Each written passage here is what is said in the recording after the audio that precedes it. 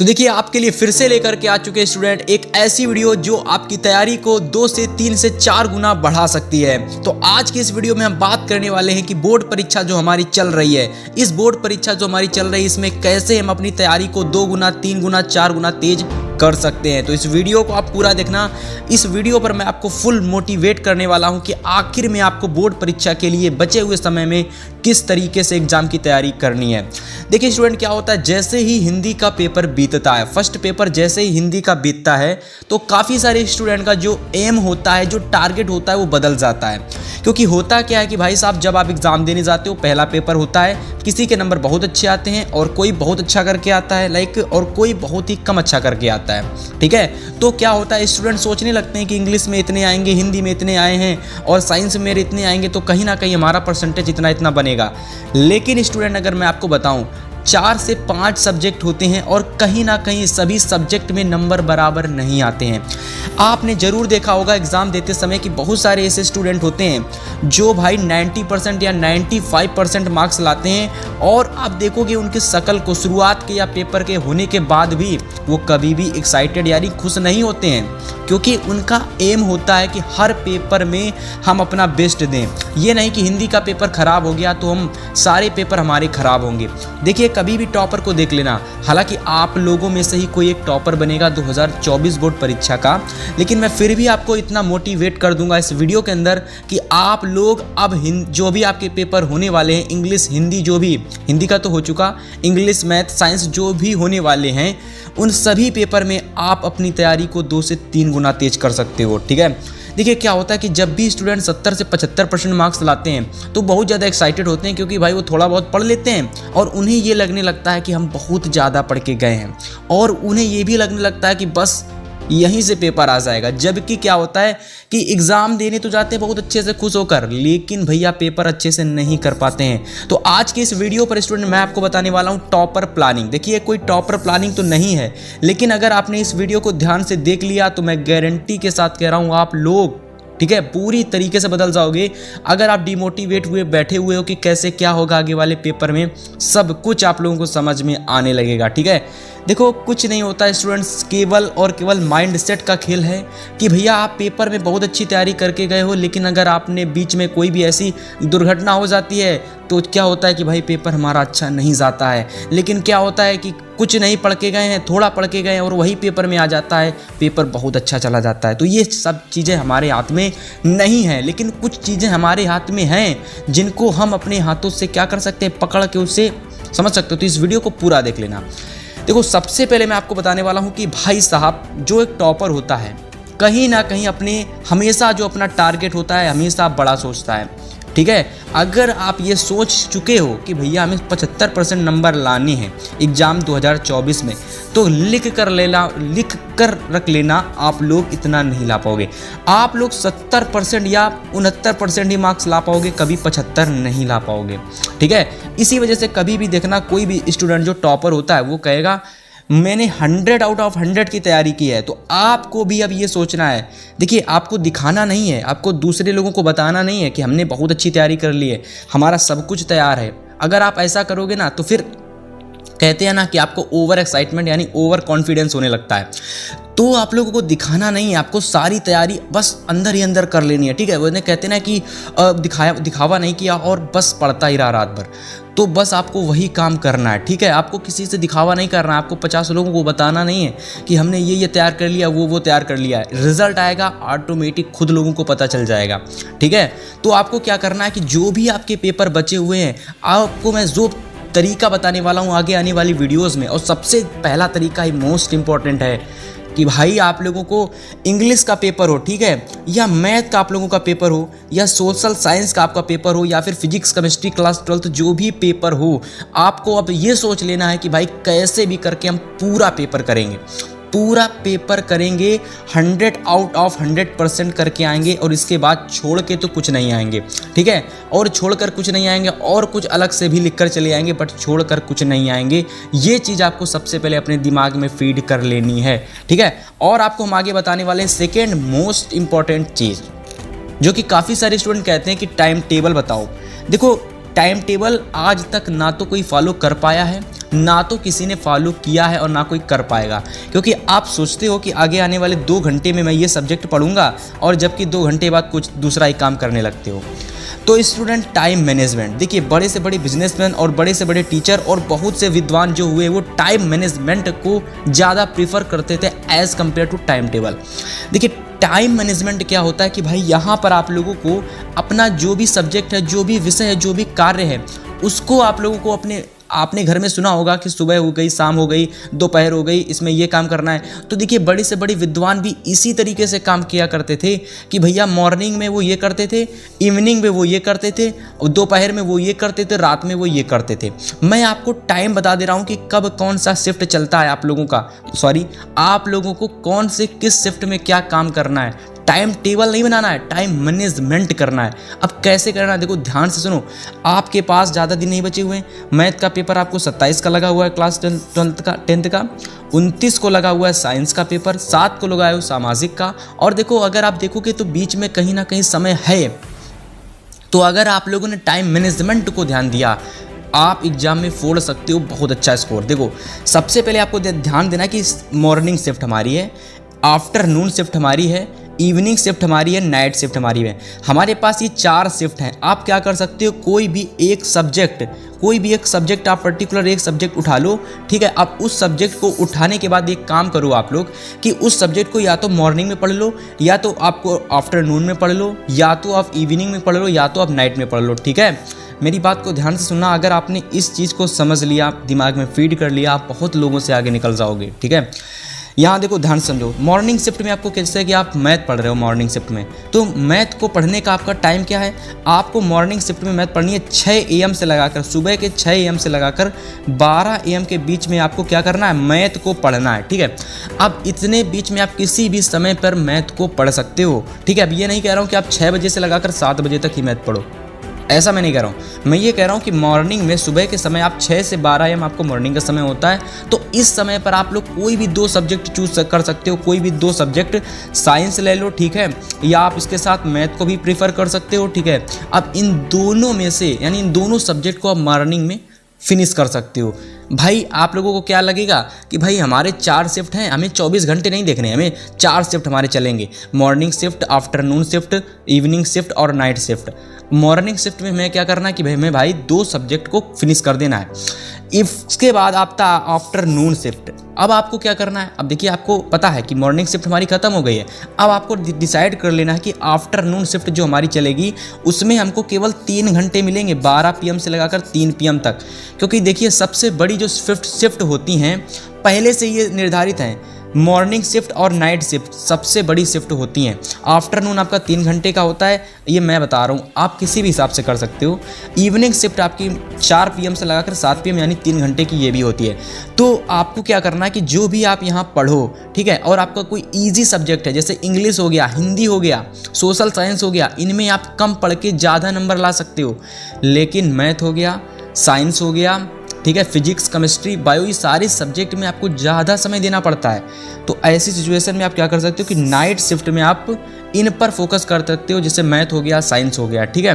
तो आप लोगों को क्या करना है, टाइम मैनेजमेंट पर प्रीफर करना है कि आपको नाइट शिफ्ट में भाई वो सब्जेक्ट पढ़ने, जैसे मैथ आपको लगानी है तो नाइट शिफ्ट में लगा सकते हो, ठीक है। आपको लर्निंग करनी है तो धूप निकलती है बढ़िया दोपहर में, उसमें आप लर्निंग ऊपर छत पर कर सकते हो, ठीक है। इवनिंग में क्या कर सकते हो, इवनिंग में भाई आप लर्निंग कर सकते हो।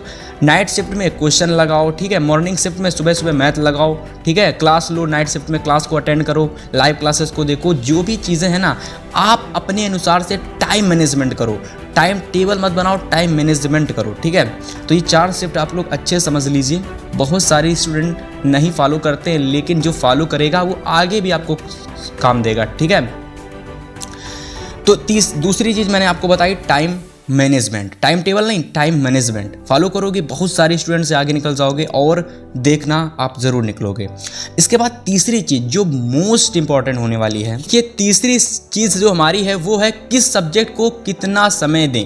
बहुत सारे स्टूडेंट कमेंट करते हैं कि सर हम बताइए कि किस सब्जेक्ट को हम लोग कितना समय दें, यानी भाई हम किस सब्जेक्ट को कितने समय पढ़ें जिससे कि हमारे बहुत अच्छे नंबर आ जाएं, ठीक है। तो देखिए ध्यान से सुनना आप लोग। देखिए सब्जेक्ट कर मैं बताऊं कि जैसे सब्जेक्ट की अगर मैं बताऊं कि बात करूं, जैसे इंग्लिश हो गया, साइंस हो गया, हिंदी हो गया, मैथ हो गया, तो हिंदी का पेपर तो आप लोगों का हो चुका है, ध्यान से सुन लेना। अब जैसे कि आप लोग ध्यान समझिए, इंग्लिश आपका हो गया, इंग्लिश सब्जेक्ट हो गया, ठीक है। आपका हिंदी सब्जेक्ट हो गया, हिंदी सब्जेक्ट जो कि निकल चुका है, पेपर हो चुका है। सामाजिक यानी सोशल साइंस का पेपर हो गया, ठीक है, सोशल साइंस का पेपर हो गया। तो आर्ट का ले लो, इसमें क्लास 10th वाले आर्ट का ले लो। अब इसके बाद ये सारे सब्जेक्ट जो आपके होते हैं, ये जितने भी आपके सब्जेक्ट होते हैं, इसमें एक चीज़ कॉमन होती है स्टूडेंट, कि एक चीज़ ये कॉमन है कि इसमें आप कम पढ़ के ज़्यादा नंबर ला सकते हो। क्यों ला सकते हो, ध्यान से सुनना। इंग्लिश में क्या है, इंग्लिश में आपको ग्रामर पर फोकस करना है बस। अगर मैं रियल बताऊँ ना, तो अगर आपको जो भी इंग्लिश पढ़ाता है वो अगर अच्छा टीचर होगा तो केवल और केवल ग्रामर पढ़ाएगा, और रीडर में आपसे कह देगा बस पोयम, मतलब इस चैप्टर की रीडिंग करके चले जाना यूट्यूब से या कहीं से भी, और क्वेश्चन आंसर को बना बना करके लिख के आना।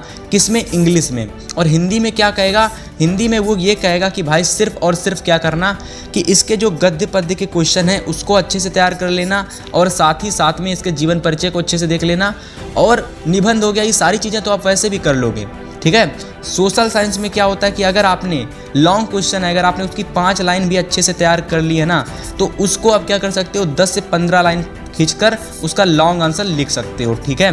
बस इसमें क्या करना है, MCQ तैयार कर लेना, जो कि 1-1 नंबर के आते हैं, और उसी में दिक्कत होती है, बाकी किसी में सोशल साइंस में दिक्कत नहीं होती स्टूडेंट को। आर्ट में क्या होता है, अगर आपकी आर्ट अच्छी नहीं है तो थोड़ी दिन प्रैक्टिस करो, आर्ट अच्छी हो जाएगी, इसमें भी अच्छे नंबर मिल जाएंगे। लेकिन दिक्कत स्टूडेंट कहाँ आती है पता है, दिक्कत आपको आती है मैथ में, साइंस में, फिजिक्स में, ठीक है, फिजिक्स में और केमिस्ट्री में, ठीक है। तो देखिए इन सभी स्टूडेंट को क्या करना है, जो भी स्टूडेंट आप वीडियो को देख रहे हैं तो ध्यान से देख लेना, आपको क्या करना है कि इन सभी सब्जेक्ट के जो पेपर बचे हैं इनको कम समय दे दो, अभी से इन पर कम समय देना शुरू कर दो, और इन पर समय ज़्यादा देना शुरू करो। मैथ को क्या करना है भाई, मैथ में आपको ज़्यादा से ज़्यादा फार्मूले तैयार करने हैं, ज़्यादा से ज़्यादा फार्मूले को लिखो और लिख कर तैयार करो, और उन फार्मूले पर बेसिस जो क्वेश्चन है उनको लगाओ, ठीक है। साइंस में क्या करो, साइंस में न्यूमेरिकल आते हैं तो न्यूमेरिकल लगाओ, एक बार लगाने के बाद 3 बार न्यूमेरिकल की प्रैक्टिस करो। वही चीज़ क्वेश्चन में अप्लाई करो मैथ के, एक बार क्वेश्चन लगाया 3 बार क्वेश्चन की प्रैक्टिस करो, ठीक है। फिजिक्स में भी यही चीज़ अप्लाई करो, केमिस्ट्री में भी यही चीज़ अप्लाई करो, ठीक है। अब जैसे मान लीजिए, ध्यान से सुन लेना, आपका पेपर 27 को होने वाला है मैथ का, तो आप क्या कर सकते हो, 26 को आप लोग साइंस पढ़ो, ठीक है, साइंस पढ़ो और साथ में इसके मैथ भी पढ़ो, ठीक है। अब जैसे ही आपका 27 की रात, नाइट, 27 की जो नाइट आएगी, रात होगी, उसमें आप लोग कोशिश करो कि पूरी रात या फिर जितना भी समय रात में दो, वो केवल और केवल मैथ को लगाओ, रिवीजन करो क्वेश्चन का जो आपने पढ़ रखे हैं, और ऐसे तैयारी करो, ठीक है। आपको इस तरीके से अपने समय देने हैं सब्जेक्ट पर, ठीक है। बाकी अगर आपको पता है कि हम कितना समय दे सकते हैं तो उसके अनुसार आप समय देना शुरू कर दो। बाकी ये जो सब्जेक्ट है, Hindi, English, social science, art, इन पर अगर आप बहुत ज़्यादा समय दे रहे हो तो समय देने की ज़रूरत नहीं है।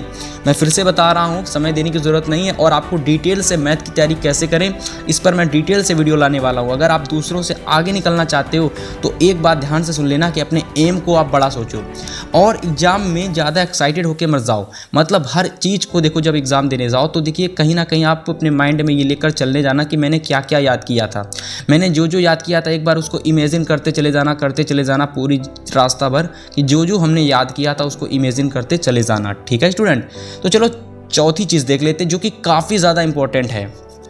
देखिए लास्ट और हमारी मोस्ट इंपॉर्टेंट चीज़ कि पेपर से पहले क्या रणनीति होनी चाहिए। टॉपर क्या रणनीति रखते हैं पेपर से पहले, सर भैया वो बता दीजिए। देखिए ध्यान से सुनना वीडियो को, बहुत अच्छी वीडियो होने वाली है। और लास्ट चीज़ है, और ये पूरा समझ सकते हो बोनस टिप है लास्ट वाला।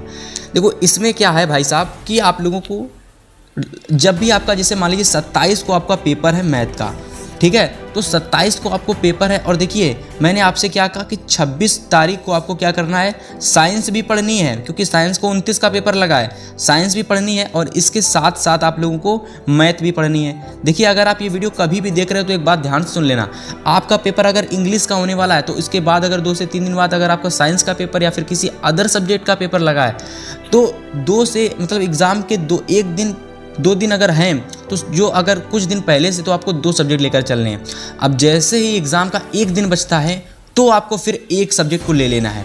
जैसे कि मेरे पास अभी 26 तारीख है तो 26 तारीख को हम 2 सब्जेक्ट को पढ़ेंगे। कितने सब्जेक्ट को? 2 सब्जेक्ट को पढ़ेंगे। 25 को भी 2 सब्जेक्ट पढ़ेंगे, ठीक है। लास्ट वाले दिन हम लोग केवल और केवल एक सब्जेक्ट को पढ़ेंगे।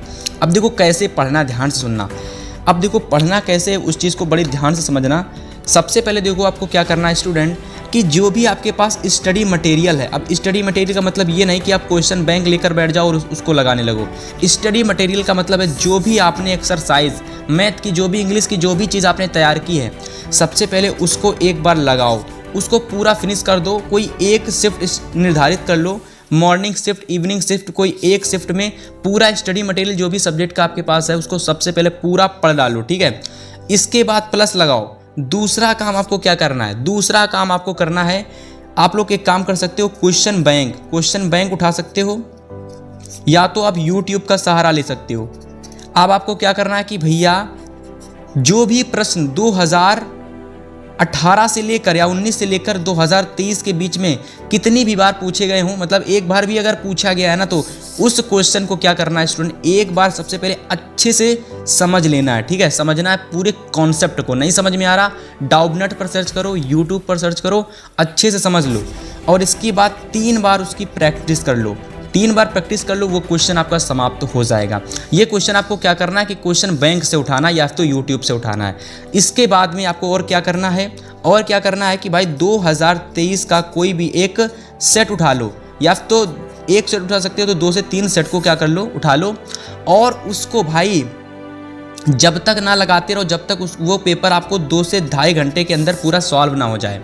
अगर वो क्वेश्चन पेपर आपको 2 से ढाई घंटे के अंदर सॉल्व होने लगा है 3 से 4 बार लगाने के बाद, तो समझ लो आपने बहुत अच्छी तैयारी कर ली है, ठीक है। और बस इतना अगर आपने कर लिया बोर्ड परीक्षा के कुछ दिन पहले, तो गारंटी है कि आप बहुत सारे स्टूडेंट से आगे निकल जाओगे, और कहीं ना कहीं आप लोग भी बहुत ही सीरियस होकर पेपर देने जाओगे, क्योंकि आपको पता चल जाएगा कि हमने इतनी तैयारी की है ना, तो कहीं ना कहीं यार याद करें हम। क्योंकि अगर थोड़ा बहुत पढ़ के जाओगे तो ऐसा लगेगा बहुत अच्छा हमने पढ़ लिया, बस अब तो जाएंगे पेपर में फोड़ के आएंगे। लेकिन जबकि बहुत सारे स्टूडेंट जो टॉपर होते हैं, बहुत तैयारी करके जाते हैं, वो पूरे रास्ते भर सोचते रहते हैं मैंने ये तैयार किया था इसको याद कर लेता हूँ, मैंने वो तैयार किया था उसको याद कर लेता हूँ, और मतलब इमेजिन करते रहते हैं। बस कॉपी नहीं होती उनके पास, वो इमेजिन करते रहते हैं, और वही जाके स्टूडेंट टॉपर बनते हैं, 90% या 95% लाते हैं, ठीक है। तो आज की ये वीडियो आपको कमेंट करके बताइए कैसी लगी। अगर वीडियो पसंद आई, वीडियो को लाइक कर देना, चैनल पर नया आए हो तो सब्सक्राइब कर लेना, और भी इंपॉर्टेंट वीडियोस देखने के लिए। तो चलिए इस वीडियो को यहीं समाप्त करते हैं।